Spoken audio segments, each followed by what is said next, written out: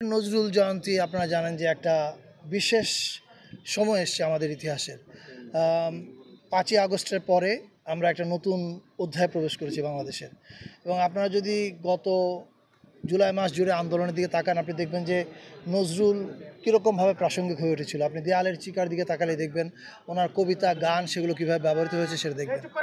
এবং এটা কিন্তু শিল্পের শক্তি যে আজ থেকে কত বছর আগে, 50, 60, 100 বছর আগে কবে কোথায় বসে উনি কোন কবিতা লিখেছেন, গান লিখেছেন, উনি তখনও জানতেনও না যে কোনো এক সময় বাংলাদেশের মানুষের তার গানের বা কবিতার অবলম্বন প্রয়োজন পড়বে, যার উপর অবলম্বন করে তারা একটা বড় গণ অভ্যুত্থান পরিচালনা করবে।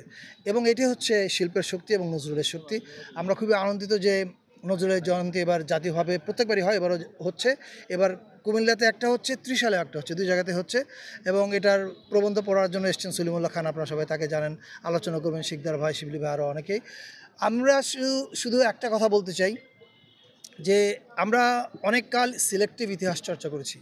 সিলেক্টিভ ইতিহাস মানে হচ্ছে ধরেন ইতিহাসের একটা পর্যায় পর্যন্ত আলোচনা করেছি, এর আগে করিনি।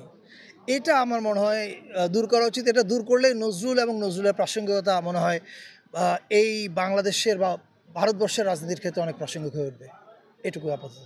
নজরুলকে বিস্ময় করার জন্য আপনারা কি করবেন, যেটা নজরুলের সাহিত্যকে সারা বিশ্বে ছড়িয়ে দেয়? এইটার কিছু উদ্যোগ নিয়েছি ইতিমধ্যে, নজরুল ইনস্টিটিউট, অনুবাদের কাজ। কিন্তু আমি মনে করি যে নজরুলের ক্যারেক্টার মানে এত বর্ণাঢ্য একটা চরিত্র, এই চরিত্রকে যদি নির্মোহভাবে কেউ সিনেমায় তুলে ধরে, এটা পৃথিবীর যে কোনো মানুষের কাছে একটা খুবই, মানে শুধু যে ওনার লাইফের, ওনার ফিলোসফি এগুলো জানতে পারবে তা না, as a character also itself খুবই আকর্ষণীয়। ফলে নজরুল ইনস্টিটিউট আপাতত অনুবাদের কাজ করছে, কিন্তু আমি নিশ্চিত নজরুল ইনস্টিটিউট এক সময় আনবায়াসড বায়োপিক করার চেষ্টা করবে। আনবায়াসড মানে কোনো রকম মানে সরকারি প্রপাগান্ডা ছবির মতো না, একটা সত্যিকারের ছবি যেটা মানুষ দেখতে যাবে সেটা করতে পারবে, এবং তখনই আমরা মানুষের কাছে নিয়ে যেতে পারবো বাইরে। সে ধরনের উদ্যোগ কি নেওয়া হচ্ছে? অনুবাদের কাজ শুরু হয়েছে, সিনেমার কাজটাও নিশ্চয়ই হবে।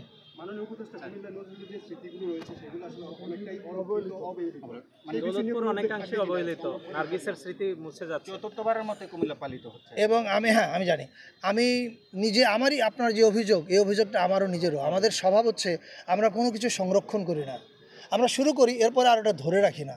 ফলে এইটা আমাদের খারাপ দিক। এখন আমরা তো অল্প কদিনের জন্য আছি সরকারে, আমরা যে কদিন আছি আমরা চেষ্টা করছি এই জিনিসগুলোকে সিস্টেমের মধ্যে আনতে। আপনি যে কথাটা বললেন এটা নিয়ে আমাদের মধ্যে বহুবার আলোচনা হয়েছে যে কেন এগুলো আমরা প্রিজার্ভ করতে পারিনি। And at the same time শুধু এখনকার জগতে প্রিজার্ভ করলে হবে না। প্রিজার্ভ করে ধরেন আপনি একটা সুন্দর একটা সাইট আছে, সেটা ঐতিহাসিক সাইট হয়ে উঠেছে, এখন ওটা আপনি শুধু প্রিজার্ভ করলেন তাহলে কাজ হবে না। ওখানে ওটার অ্যারাউন্ডে আপনাকে ইভেন্ট তৈরি করতে হবে, সেটা musical event, audio visual event. তার মাধ্যমে কী হয় যে জনগণের সঙ্গে ওটা একটা ইন্টারাকশান তৈরি হয়। সারা দুনিয়াতে আপনি যত আর্কোলজিক্যাল সাইট বলেন, হিস্ট্রিক্যাল সাইট বলেন, দেখবেন যে এটা এভাবে ওরা এটাকে পাবলিক এঙ্গেজমেন্টে রাখে। আমরা সেটা করিনি, কিন্তু আমরা কিছু কিছু শুরু করছি। হয়তো পরবর্তীতে যারা আসবেন তারা এটাকে কন্টিনিউ করবেন। এবং আপনি যে অভিযোগটা করেছেন যে নজরুলের অনেক স্মৃতির জায়গা, আমি নিজেই শ্যুট করেছি অনেক জায়গায়, দারোগা বাড়িতে, এগুলার আমি দেখি না কোথাও সংরক্ষণ করা হচ্ছে। কিন্তু আমি আশা করি আমরা শুরু করলাম, অন্যরা সেটা কন্টিনিউ করবে ফর শিওর। Thank you. এই কিছুক্ষণ আগে শিকদার ভাই বলছিলেন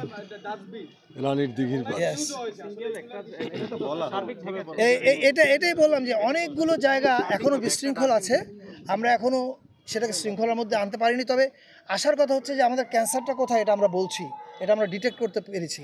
এখন আমরা আস্তে আস্তে সমাধান শুরু করছি, পরে যারা আসবে, যারা লম্বা সময় থাকবে, আই এম শিওর তারা এটা কন্টিনিউ করবে।